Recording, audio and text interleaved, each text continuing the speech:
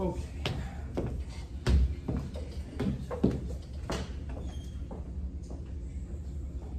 For those of you who have already looked at the reading for this week, that's Solis-Mullen, which I know you've all been enjoying that. But it's a good text, honestly, especially for being free 99. I know you all love and appreciate that.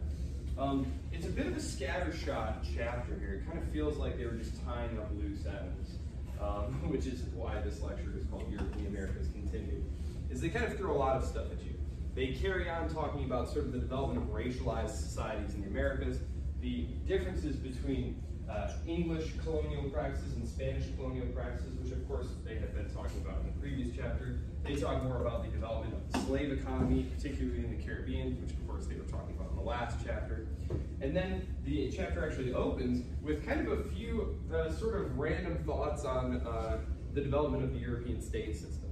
And so I'm actually just going to start with that. So,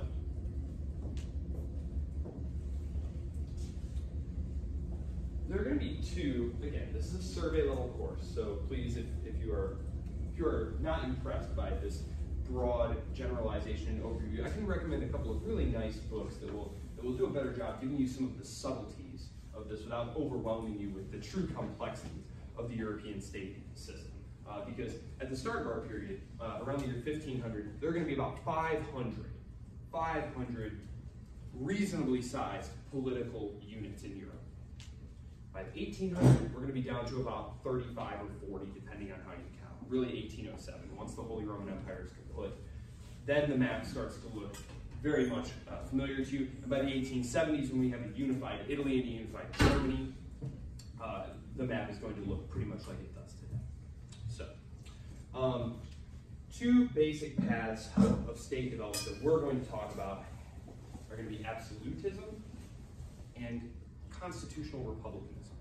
And again, I'm going to, kind of put my necessary parentheses, scare quotes around those, because absolutism was more about going towards an idea of absolutism. Because none of the kings that we're going to talk about here are going to be literally absolutist dictators in the Joseph Stalin way. There are a number of reasons for this. Everything from the inability to project force in the necessary way that you need to. For example, the French kings, who are going to try to really centralize power, to infringe on the local rights of lords, are going to face a series of rebellions. How many of you have read like the Three Musketeers or know of it?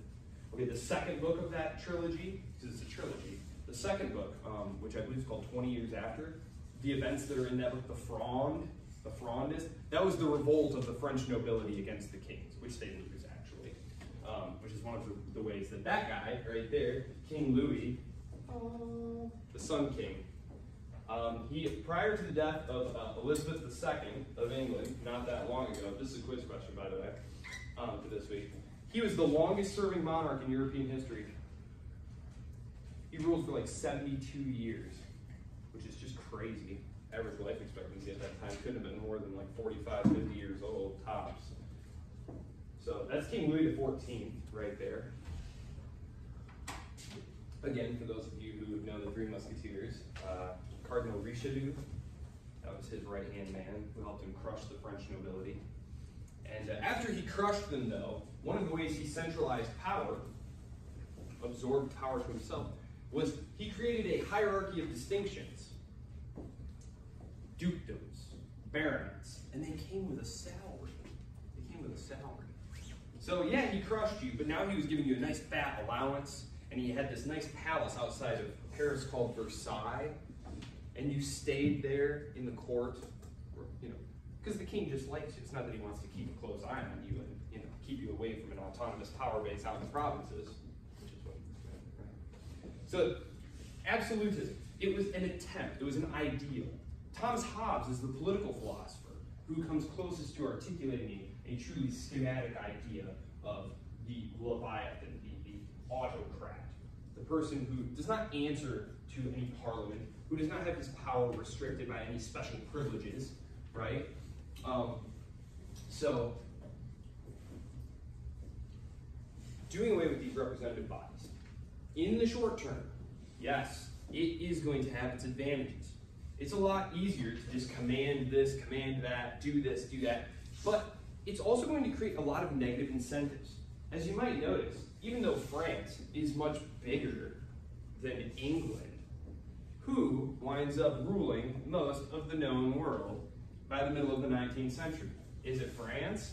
Is it Spain? No, it's England, the tiny little island, right? And I happen to be a part of the school of historians who argue that it was precisely because they avoided the absolutist route. Spain is another one, absolutist monarchy. And what they were able to do is they were able to finance their centralization and their war-making capacities by borrowing money.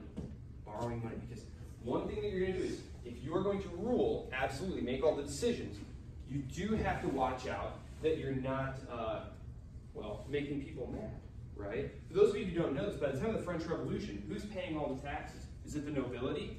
No. Is it the clergy? No. Who's paying all the taxes? Peasants. The peasants, right? You can't make the clergy mad. You need them to help legitimate your rule. You can't make the nobility mad, because then they might start pushing back on what you're doing. And so you wind up borrowing tons and tons of money and squeezing and squeezing and squeezing the base of your society. You also create very negative incentives, like nobles de paix. And that's exactly what it sounds like, right? You've got nobilities who buy their military commissions, right? This doesn't sound like the greatest idea in the world. Your military leaders are going to be whoever wants to pay for it, right? And as you know, living in a modern, liberal, meritocratic society, that sounds totally ridiculous, right? You should have the best general lead the troops, right? Not whoever had the most money and offered to pay you, but you know, these kings needed money. They needed money. And being an absolutist monarch meant that you rejected something like a parliament. And I know we kind of think of parliaments as like law-giving bodies and stuff like that. What they were, though, is they were checks on the king's power. When the king wanted to do something, he needed the parliament or the estates to sign off on it, right? And so one of the things that King Louis and his ministers, like Cardinal Richelieu, are going to do is they're going to dismiss the Estates General, which was kind of like the English version of the French version of the parliament. This was where everyone got together and they could demand things of the king in exchange for more money, right? The king was coming to them and saying, listen, I need some more taxes for this, that, and 6 other things, right? Probably war with England. And they'd say, okay, well, listen, we want exemptions for this, and we want you to change this. And it was basically everyone would get together and complain about what they wanted from you as the king. And so as the king, the last thing you want to do is get all your subjects together and let them all complain at once, because they might decide to unite against you, right?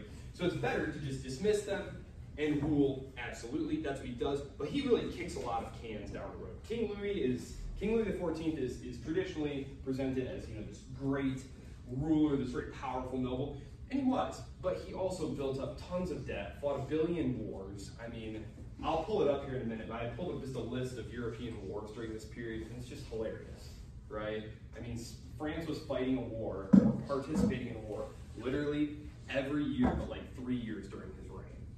So he builds up tons of debt, his successors build up tons of debt, and they have no fiscal apparatus, no effective tax collecting mechanism, no central bank. They have nothing to manage this. And so one of the great causes of the French Revolution is finally the empire, the empire. It is a colonial empire. I'm just going to call it the Kingdom of France. The Kingdom of France's finances are tottering. The kingdom is on the verge of bankruptcy. They can't even afford to finance a very minor military expedition into the neighboring Dutch republics, which the Prussians are bullying at that point. That's part of the French Revolution there. And so the king is forced to finally call this estate. And when King Louis XVI calls the Estates General, it's the first time they've been called since King Louis XIV. So over 100 years have gone by. So, and of course, as soon as they all show up, what do? They start complaining about stuff, right? So of course, that's why nobody wanted to call them in the first place. So absolutist rule, the absolutist powers of this time that we're going to be thinking about, let's start out east, Russia. Russia is the closest thing to an absolutist state, other than maybe the Papal States, which the Pope rules as a literal dictator, right? The Papal States are very small. You saw them, they take up central Italy, right? If you recall on the map. I don't think I put a map on the slides today. You've seen many, many maps. could pull up a map of Europe at this time if we need to, if anyone's interested. But Russia is ruled by the Tsar. There is no parliament or anything like that. Similar to King Louis XIV, the Tsars have developed this system of ranks, hierarchies that you can buy, and so that you are entirely dependent on the state for your wealth and well-being, right? So this is, on one hand, it helps secure the ruler, right? It makes the ruler more secure, but what does it impede? Well, for one thing, it impedes things like economic growth, right? Think about this. You're an up-and-coming fella or lady, and you want to get somewhere in the world. In England, maybe you put money into a joint stock company, put together an expedition, business, something like that. What do you do in France or Russia? You go buy a random title that means nothing from the king, right? You literally collect titles, and then you get a little allowance from the king. And like, yeah, that is good for you. That's why you buy it in the first place. But does it build real economic growth? No, it doesn't build any kind of wealth for your society at all. And it's one of the reasons that Russia is going to be, frankly, terribly backwards. One of a million reasons. One of them is the geography. Another one is the lack of navigable rivers. We talked about how one of the key indicators of which states are going to be really economically powerful is how many easily navigable interconnected rivers you have, right? Germany, the German states, tons of great rivers. The United States, especially on the East Coast, there are tons of rivers. It's, of course, much cheaper and easier to move things across rivers, along rivers. The Dutch Republic, lots of rivers. There's a skeleton, all of those. So, these absolutist monarchies, Russia, France, the Spanish monarchy. Now, the Spanish monarchy is able to really kick the can down the road for a while. Remember, Spain is, peak Spain is like 1492 up to like 1550, but their decline is going to be a long one. Their decline is going to be a long one because they have their colonial empire, right? The Spanish have parts of the southwestern United States, all of Central America, including Mexico. They've got possessions down the spine there of South America, right? And they're pulling all this gold and silver and other natural resources out of these colonies, right? And so the Spanish monarchy don't have to make deals with their nobility. Listen, in exchange for more tax revenue, I will never do this, right? You create a constitution. What is a constitution? A constitution is a list of prohibitions against what the government can do. It's a list of protections, right? Maybe that's not really how you guys think of the Constitution, but that is definitely what constitutions meant at this time. And that's what our Constitution is supposed to be. It's not only a list of things of how the government sets up and operates, but it's supposed to be also a list of things the government is not supposed to do, right? And so basically what you have in places like England, which we're going to talk about here when we talk about republicanism, is you're going to have rulers who are highly insecure, and in order to placate their nobility and their population, is they are going to grant charters of rights and protections. And they're going to do that in voicing government, representative bodies. They're going to do that in exchange for tax revenue, right? To build the power and wealth of the state. Okay? The Spanish government, the Spanish monarchy avoids doing that entirely. What do? Well, they just pump their colonies for gold and silver, and they borrow money. What do the French kings do? Same thing. They have some pretty lucrative colonies, mostly in the Caribbean. The French colonies, if you'll recall, were places like Saint-Domingue, Haiti, basically modern day Haiti, which was actually incredibly lucrative. It was one of the big sugar hotspots, which sugar was, well, it's addictive. We know that now, and the Europeans just couldn't get enough of it. So, yes, Spanish crown. Yes, interesting fact, one of the things that King Louis XIV did is he fought a very lengthy and very expensive conflict. This was the War of the Spanish Succession. The Habsburgs, if you remember, had been ruling Austria. Austria's over here, actually. You're looking at the map this way. So Spain's over here, Russia's over here. Austria's right here. The Habsburgs had been controlling Austria. And they'd also been controlling the Spanish crown, and right in the middle of France. And France was constantly fighting them and fighting England. Well, I believe it was one of the Ferdinands dies childless in Spain. And King Louis XIV decides to fight to put a Bourbon, because they're from the House of Bourbon. That's another quiz question for this week. Which royal French house centralized power and consolidated the French state? The Bourbons. The Bourbons. He fights to put a Bourbon on the throne of Spain, and he ultimately succeeds. But boy, is it expensive. Boy, is it expensive. Yes, stagnation, debt, and decline. Stagnation. Things stay the same. There's no incentive in a society like this to invest in some dynamic new enterprise, right? Number one, you're going to be taxed like crazy if you produce anything at all, right? Because the government needs money to keep the nobles in line, right? To keep paying them their pensions. This is one of the reasons that the nobility in France, for example, even though it's so blatantly obvious that something horrible is about to happen if we don't do something, guys, won't let King Louis XVI, who eventually loses his head. King Louis XVI, he was kind of a weak guy, but he wasn't an idiot. And he had counselors like Vergennes and Turgot telling him, you know, Your Majesty, things are obviously very bad here. And, our finances are just in terrible shape, and we got to make some reforms here. And the obvious reforms are the ones to make, like what the British made. And so King Louis goes to the nobles and he says, listen, guys, as you might have noticed, things are getting a little sketchy around here. People are getting very riled up. We need to get some money in the door to start, you know, modernizing. We need to, you know, do away with some internal tariffs and stuff. The nobility have no interest in that, right? This is their allowance money, right? Someone's coming to you and telling you they're going to cut your pay. To do what? Balance the budget. What the heck's a budget? Who cares about that, you know? I got an estate to keep up. So, and a son to buy an officer's commission for, or something like that. So, much more dynamic, much more open, much more negotiated. I put republicanism on here. This covers parliamentary monarchies, constitutional monarchies, because of course, that's what England remains to this day, right? England is not a republic. I mean, the King of England has virtually no authority, right, and hasn't had any authority for hundreds of years. They have ceremonial duties, is what they call them. But yes, this guy, who's this guy right here? Oliver Cromwell. Oliver Cromwell. The Puritans, right? We're almost to that period, right?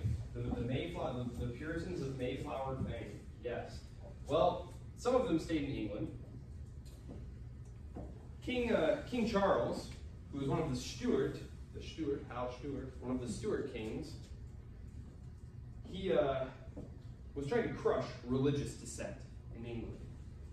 Now, the English had a long tradition of civil liberties, including freedom of religion, and this traces all the way back to some barons' revolts, which I did not deign to cover. I'm going to zoom over a lot of things in this course.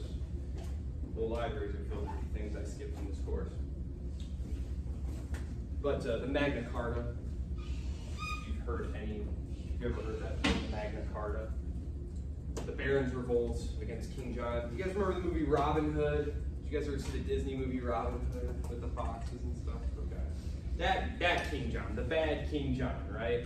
They revolt against him, the barons do, and in order to keep their crown, they're forced to essentially cede an early Bill of Rights, is basically what it is. So the foundations of parliamentary government, of limited constitutional rule, go way back in England, way back to the medieval period. And here comes the Stuart kings in the middle of the 17th century, acting like they're just going to be dictators. Well, the Parliament doesn't like this, obviously. They push back. King Charles says, fine, who needs you? I'm going to pull a King Louis and dismiss you guys and never call you back. Right? King Louis XIV, he dismisses the Estates General and literally never calls me on for the rest of his life. Right? King Charles tries to do this. Unfortunately, war be needing monies, right? War needs some money. And so he's forced to call them back. They demand that he stop cracking down on religious dissent. He says no. They say, oh yeah. He says, oh yeah. And then the English Revolution happens. So the English Revolution is going to last for about a decade. King Charles will eventually lose his head in the process, and this guy right here, Oliver Cromwell, is going to take power, and he is going to turn England into a literal constitutional republic. It was known as the Commonwealth, and he was known as its Lord Protector. It quickly degenerates into a dictatorship, however. And this is one of the things that, when you study the American Revolution, do you have any American history or revolution buffs in here? Okay. If you read the Federalist Papers, which are the arguments in favor of the Constitution, they spend a lot of time obsessing over the executive. They recognize that in the executive is the potential for tyranny, and especially in times of war. And so they spend a lot of time obsessing over how to basically put the president in a box, because they knew this history backwards and forwards of the English Revolution. Their grandfathers had literally been involved, their grandfathers and great-grandfathers had been involved since the 1640s and 1650s and 1660s. And actually, the revolutionary process will not be over until the late 1680s, when the quote-unquote glorious revolution happens. The reason they call it the glorious revolution is because it was virtually bloodless, and that is a great revolution, right? When we get to the French Revolution, we're going to see just how bad a bloody a revolution can get. Jumping a little ahead of myself there. Because what happens here is, England is not like the first republic. We talked about the Venetian Republic. One of your supplemental videos talks about the Venetian Republic. There's also the Dutch republics, the United Provinces, okay? And so basically the real problem here is the English, what is the problem here? Well, republics tend to be a little bit hard to manage in a time of lots of war. What did the Romans do? The Roman Republic, right? What did the Roman Republic invariably do whenever like some serious war happened, which was like pretty much all the time? What did they do? They appointed a dictator, right? They appointed a dictator, Cincinnatus. Cincinnatus was the most famous of the dictators. They would basically become dictator, and then they would, after the emergency was over, they would set down the power, go back to their farm. George Washington, he begins the Society of Cincinnatus. He was a huge fan of Cincinnatus. And that George Washington is a very profound figure in the sense that he really could have made himself a dictator, and there were people who wanted him to be a dictator because they were worried that the transition of power was going to leave America weak and fractured, and it's really very incredible that they were able to work their way through that, because boy, those early elections were terribly fraught, terribly fraught. The Adams and Jefferson elections. I mean, I know we think of today's elections as being very heated and nasty. I'm going to tell you something, that's not new. That is not new. Guys literally shot each other, right? Anyone seen Hamilton? Yeah. It's not the most accurate thing in the world, but you get the idea. You get the idea. A little creative license. So, the Glorious Revolution. The Glorious Revolution. The Stuart Kings, Cromwell dies, and it looks like chaos is going to happen, right? The reason that the Republic didn't last is because we're in the middle of a bunch of wars. We're in the middle of a bunch of wars, and nobody can agree on anything. Look at Congress today. What can Congress agree on? Nothing, right? So we're in the middle of these huge wars and revolutions, and Cromwell is trying to act as like, limited president man. Everyone, let's just talk about it and agree about it, and it's just going on, and nothing's getting agreed on. And like, we need some money and some armies and to do some stuff, and so he just takes power. When he dies, there's no obvious successor. For a moment, his son is kind of put forward, but very quickly it's seen that he has no support. He has no support. And so they call back the Stuart Kings. They call back the Stuart Kings that they just kicked out, right? The Stuart Kings come back and say, we knew you couldn't live without us. So about that religious dissent, they try and crack down again. The more things change, the more they stay safe. So they boot another Stuart out, and they go to the Dutch.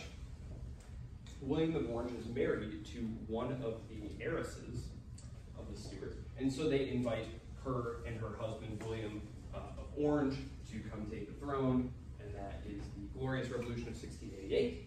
They bring with them some very interesting innovations, which are going to be critical to the eventual domination of the globe by England. One of them are those really sophisticated Dutch banking practices that we talked about last time, that had enabled the Dutch to compete with much larger powers, at least until England, which, by the way, the wars that are going on right now, during the English Civil War, these are the Anglo-Dutch wars we talked about last time, where you have the two rising commercial powers fighting it out, and England decides to nip it in the bud.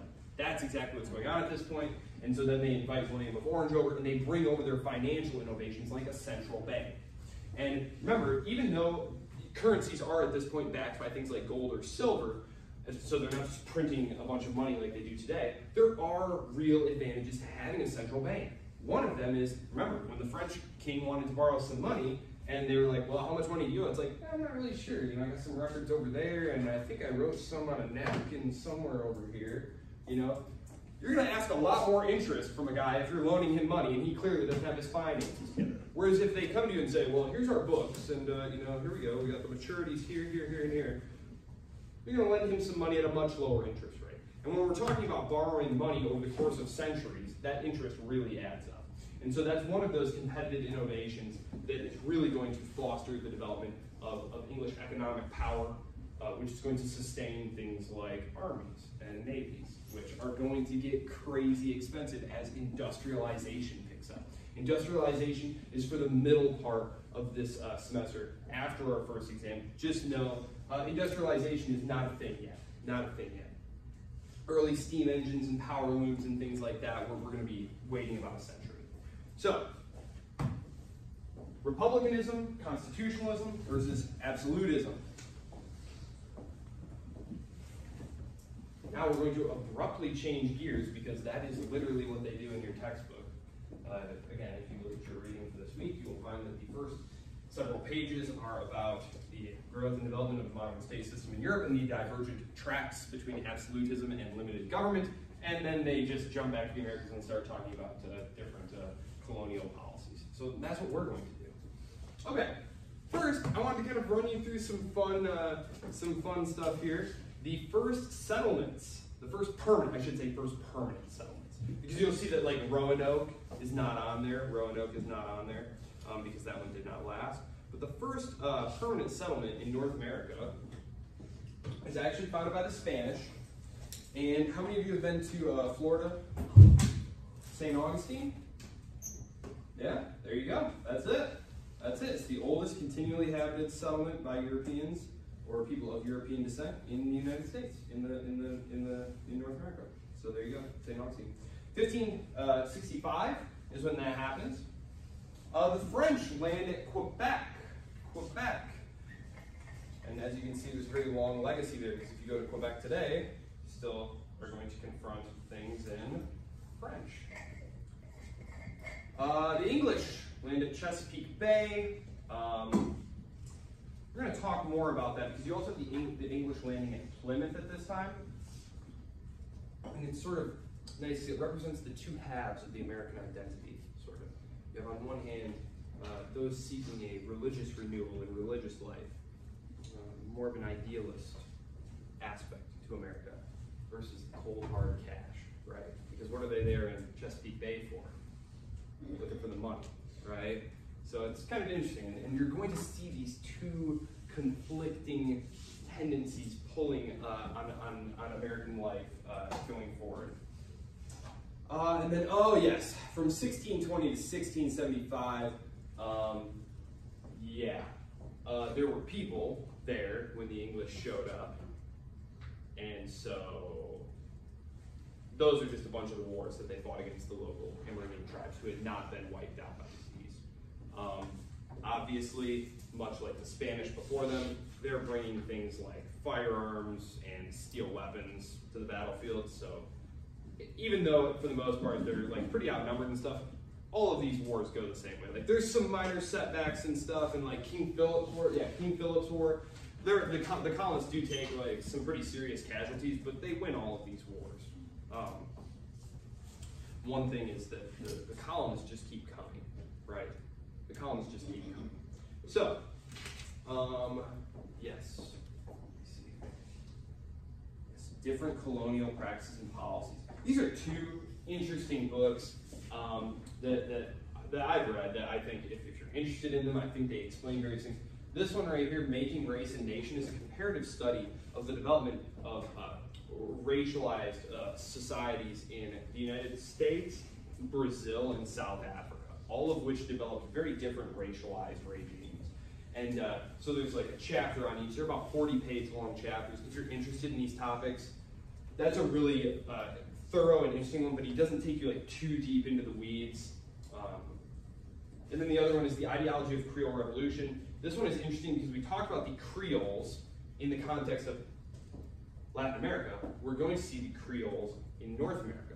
And Creole has kind of come to be associated with like Louisiana, like dialect and cooking and stuff. Criollo, these were people who their parents had been born on the continent, in the metropole, in Spain or in England, and then came to the colonies and gave birth to you there.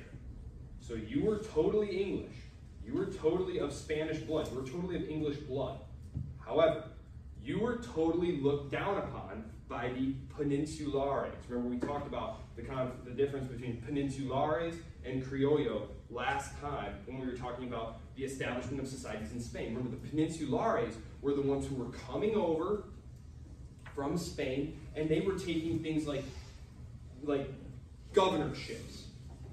They were bishops, right? Whereas the Creoles or Criollos, they were the ones who were born there of Spanish parents, and they were commercial class, landowners, plantation owners, right? And there's going to be that great conflict between those two classes, right?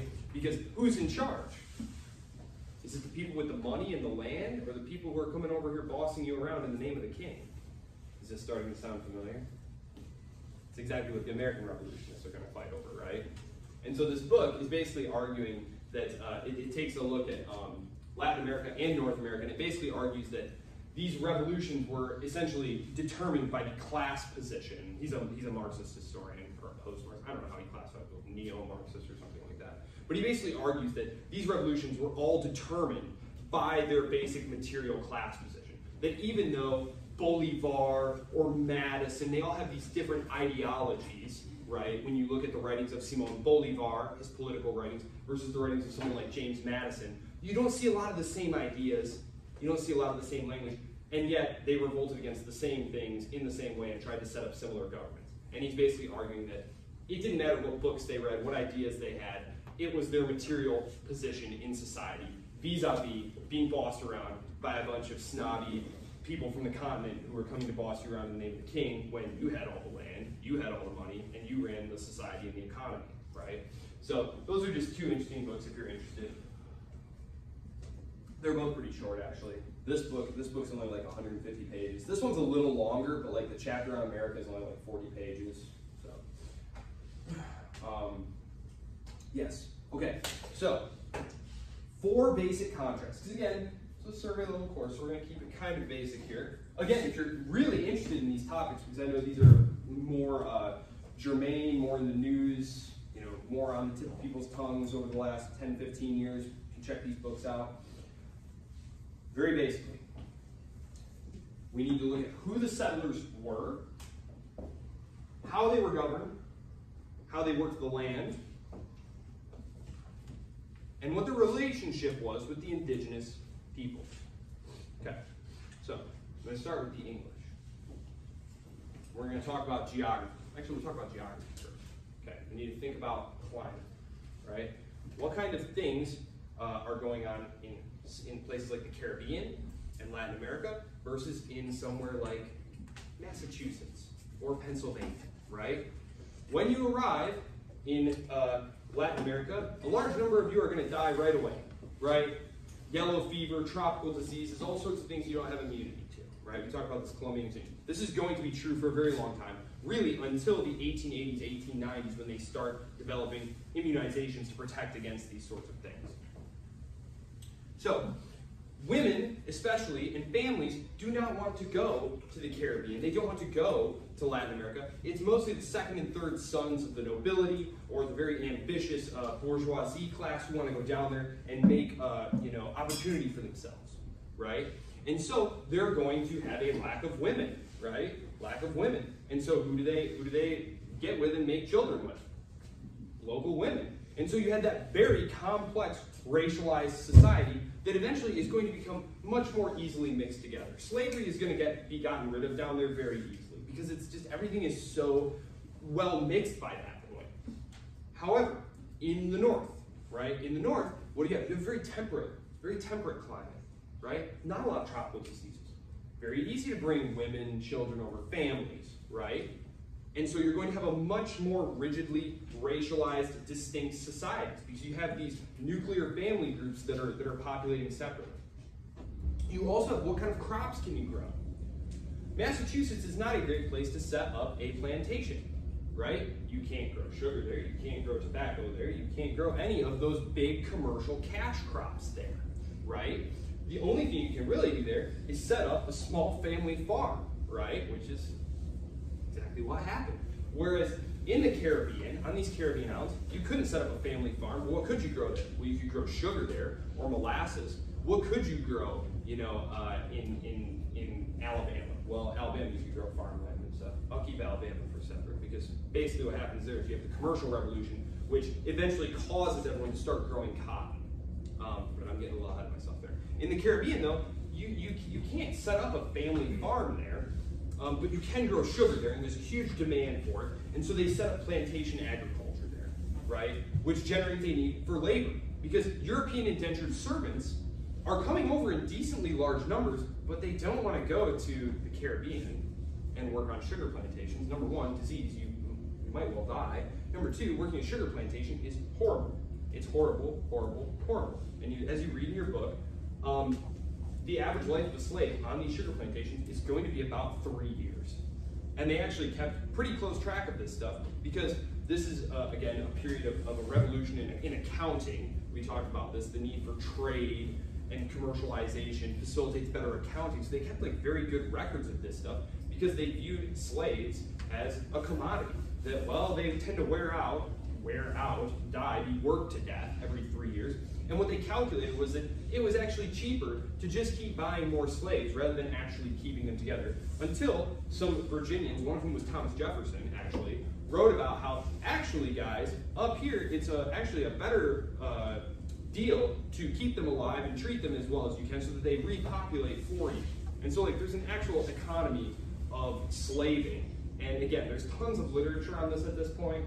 I don't know a good book on that particular aspect of it right off the top of my head, but if you're interested, you can ask me and I can look into it for you. So already it should be clear that things like geography and climate are playing a huge part in what's going to happen where. Even if you wanted to set up a cash crop plantation in upstate New York, you really just couldn't. What are you going to grow, right? There's just no demand for any kind of cash crop that you can grow up there. But ideology did matter and government did matter. So I don't want you to think that, oh, it's just geography and that's why that happened. No, there was plenty of human decision involved. For example, the English tended to use their colonies to get rid of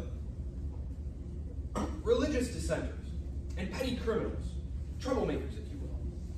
So rather than just chopping their heads off or what have you, which is what tended to happen in places like Spain, they'd ship you off to Georgia or eventually Australia, right? Penal colony. See you later.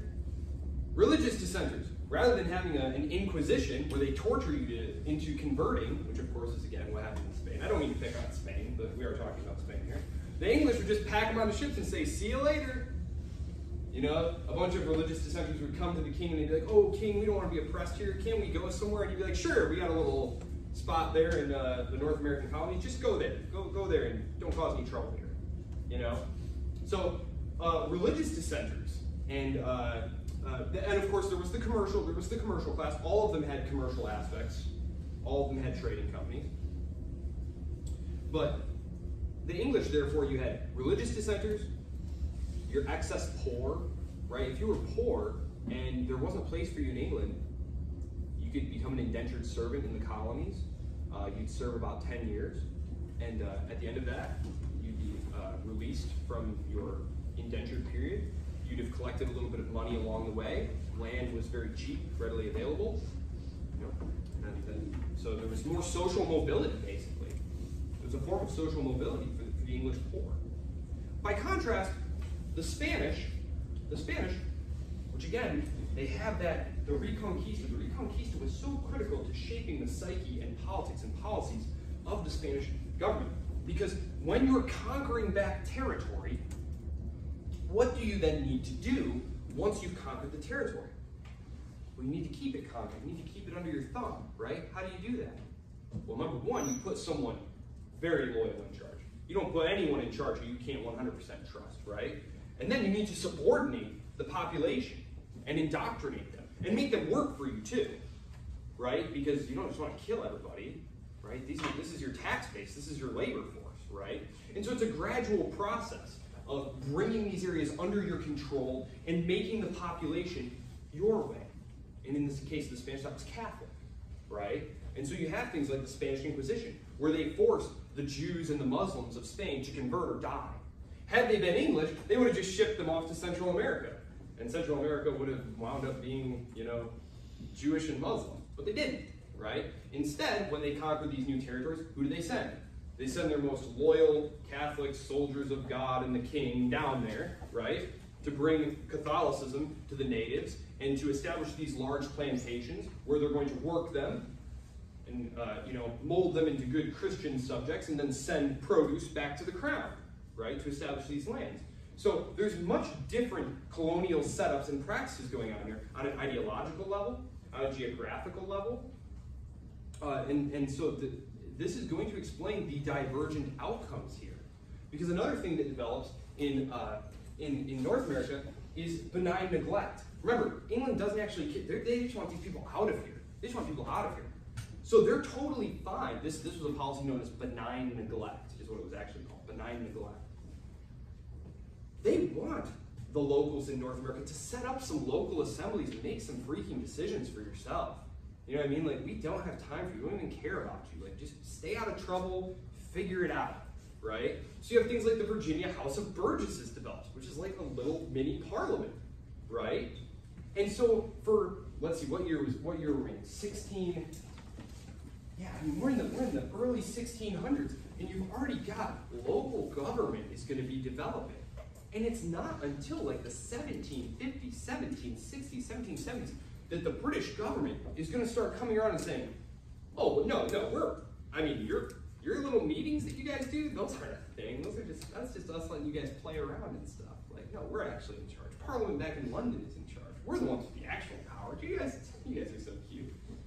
The British Americans don't feel that way, right? George Washington, Thomas Jefferson, James Madison, they don't feel that way, right? They feel like they have the taxing power, right? Not Parliament. Whereas by contrast, there is no local government in Latin America. Your power came from the king. Your grant of land came from the Spanish king. You're entirely beholden to him and his viceroys. And that's basically it. The only reason that Spain winds up losing possession of all the Latin American republics is Napoleon rolls into Spain and decapitates the monarchy, not literally. He doesn't actually literally kill him. I shouldn't say that. He knocks over the government and puts his own brother up there. And that instability causes the local notables to break away. And there's a lengthy period of revolution there from about 1803 to about 1830.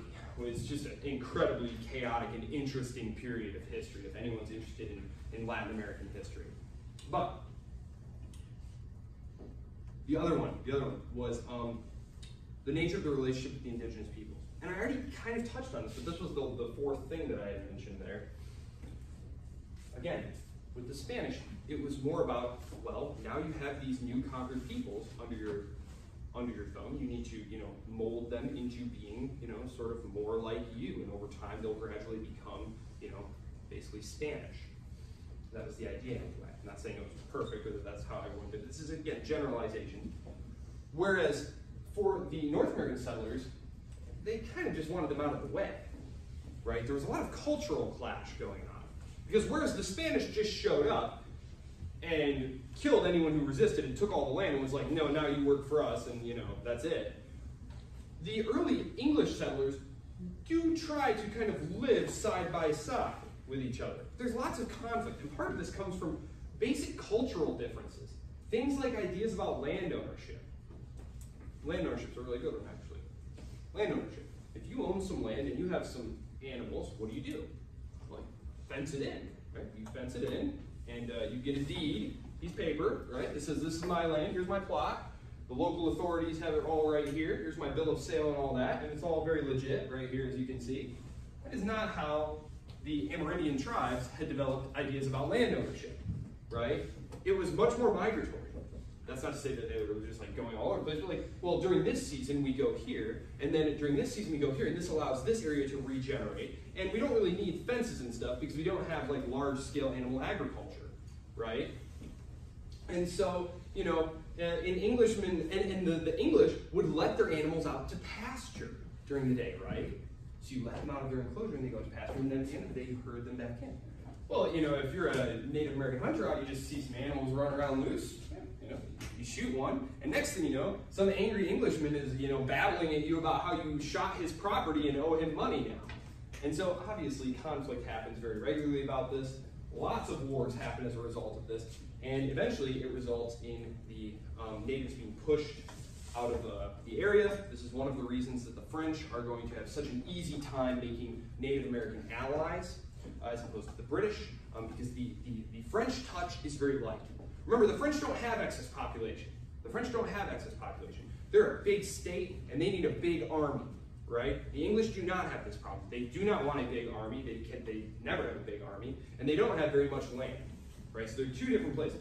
Lots of the French colonial explorers are going to be there for furs, right? Again, they're also going to marry like native women because they're living in places like Canada and in the valleys. They're very difficult living traffic, right? And so this is going to lead us right up to the cusp of the American Revolution. So this will kind of be perfect. So if you can kind of picture the United States, you have the seaboard, the 13 colonies, right, which are being populated by British Americans, right? They did not think of themselves as Americans. They thought of themselves as British, as subjects of the crown, as having all the rights of, you know, free British men, for example, which is one of the reasons that after the 7 Years' War, which is going to be fought because the colonists keep populating like crazy, right? In England, things are cramped and close and dirty, and there's not as much food. In the North American colonies, there's open land everywhere, fresh air, lots of food, population's going crazy. I mean, the population curve of the North American colonies is like, zoop, parabolic, right? Well, they're pushing west. They're pushing west, and they're butting up against French possessions and also Native American possessions. Because when these wars end, the British authorities, of course it's the British government is saying, okay, listen, we don't really want any trouble, you know, wars are expensive, etc. You guys stay on this sideline and we'll keep our colonists on this side of the line. Well, the colonists aren't super cool with that idea. They weren't exactly consulted about this. They'd love to get some more of that land in like the Ohio River Valley, for example, but that's technically French and Indian lands. And George Washington actually helped start the 7 Years' War, the French-Indian War, which actually kicks off the process of the American Revolution. Because what happens here is you have these settlers pushing into this valley, and the colonial authorities decide we're going to raise a military force, and we're going to go try and make contact with the French and Native American authorities there, just to let them know, look, we're not looking for trouble.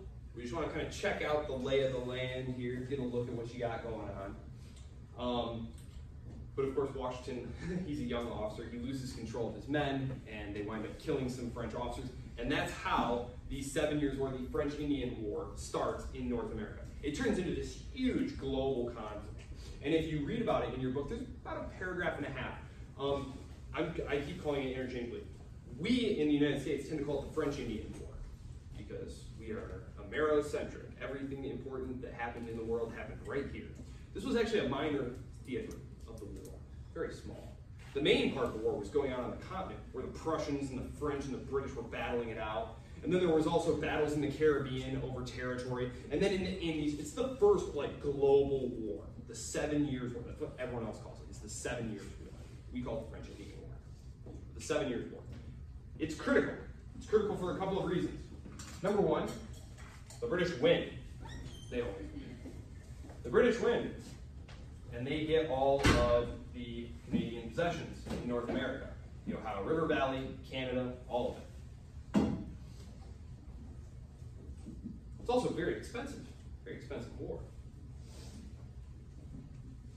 And so thinking to themselves, well, the colonists got us into a real pickle. They're picking a fight with the French. Good thing we bailed them out and won this war for them.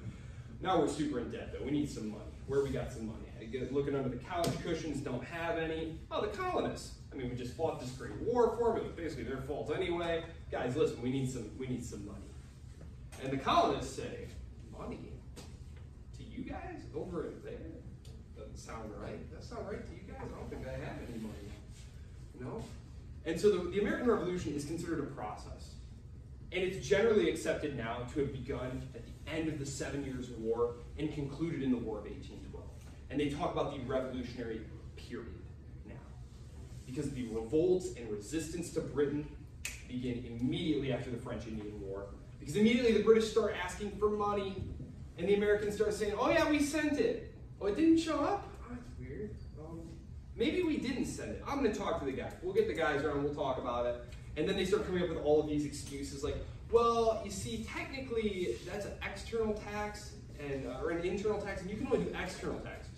And so the British government is going to come up with ways to like, okay, well now it's on the external tax. And they're like, oh, but actually, you can't even externally tax us. Only our governments can do that. And the British, of course, are going to look at this kind of sideways like, you're crazy, right? Parliament is in charge. Parliament is in England. You're Englishmen. We're in charge, not you, or else what? Well, they fight about it, right? They fight about it. The American Revolution, I will save until next time.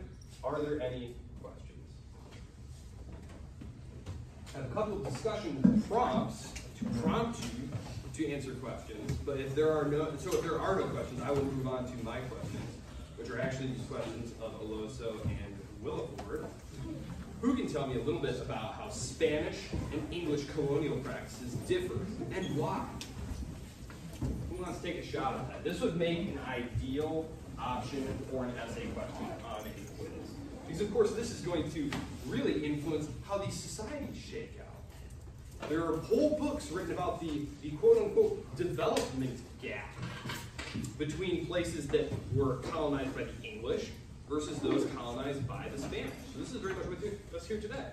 So with the Spanish, they were very focused on keeping control from their monarchy. So they put people who were very loyal. They made very rules and made it clear that yes, you're a colony, but we are in charge, and this is how we're going to do it. But the English, it was more of the go away, kid, you bug me. I don't really want to deal with you, so go over there. And that led to they decided that because they've been basically ruling themselves, they no longer had to answer to the main powers, which eventually set off a number of conflicts, which led to the revolution in the U.S. And also there was some other conflicts in other places where people decided they didn't want to be ruled by the English.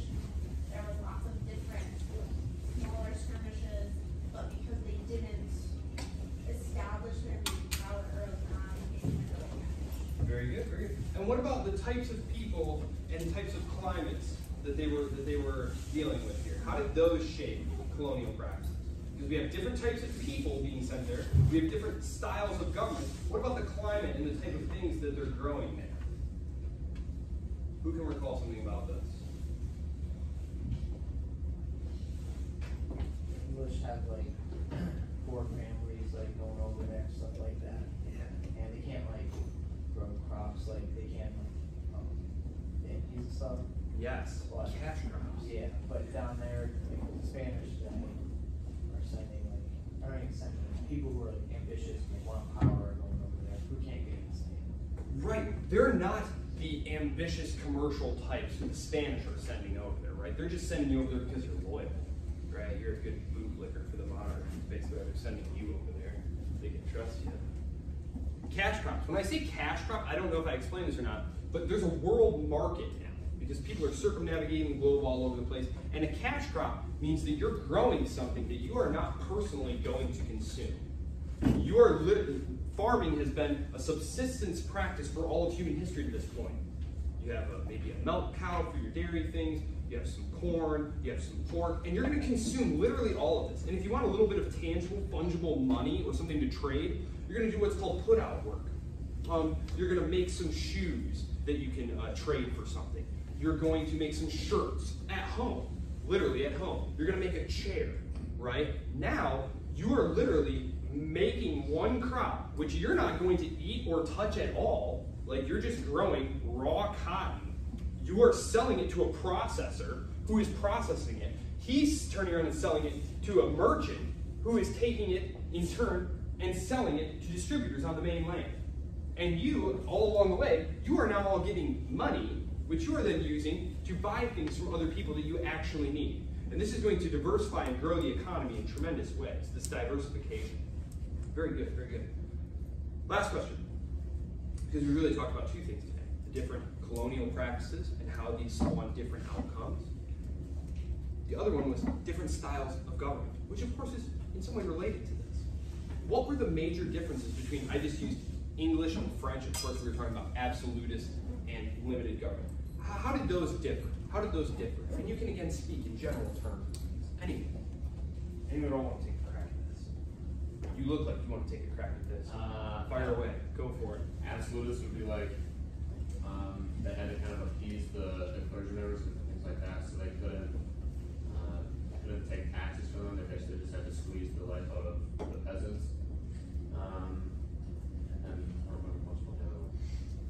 Well, they were essentially trying to avoid having limitations placed on their own power. Because what the English kings did, especially the later English kings did, is they traded protections like, okay, I won't conscript your sons. I won't arbitrarily seize your property. And in exchange, you'll give me 2% per year. That's basically what these early constitutional arrangements were. It was protections for the nobility, protections for the clergy, in exchange for giving the king a regular income, basically, so that the king could pay his bills and keep an army in the field. And again, once industrialization comes, and warfare gets really, really, really expensive because now you need to build like coal-fired iron ships and things like that, and large numbers of repeating rifles because the size of armies is going to balloon. Remember, at this period in time, armies are really small, right? Armies are super small, professional armies of nobility, right? Soon we're going to have mass conscript armies where you need to make 1 million rifles and you need them right away, right? Not literally 1 million, but like, hundreds of thousands of rifles. So, okay, yes, that is going to be a huge advantage. Limited government versus absolutist government. Absolutist government refusing to accept constraints on power, refusing to accept things like the Constitution. Monarchs are going to resist constitutions all the way up until 1848. 1848 is a big year. We'll talk about that. You are free to go. I will see you all next time when I will not do justice to the American Revolution and begin laying out the things you need to know for your test next week. Thank you very much, sir.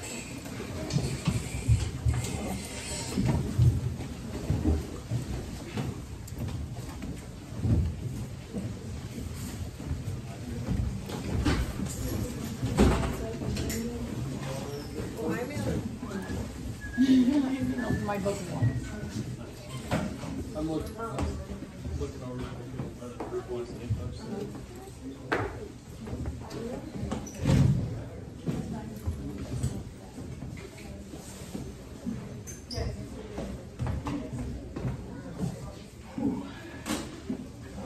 How would they say? Hey, thanks a lot. You as well.